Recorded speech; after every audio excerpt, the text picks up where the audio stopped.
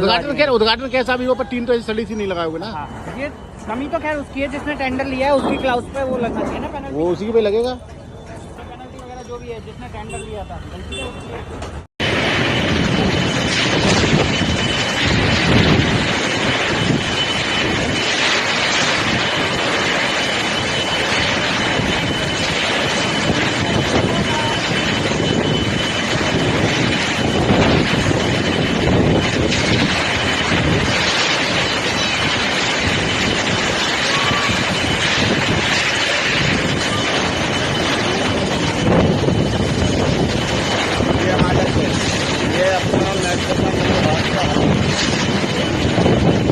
Tender दिए वो tender अच्छे से नहीं मार पाए।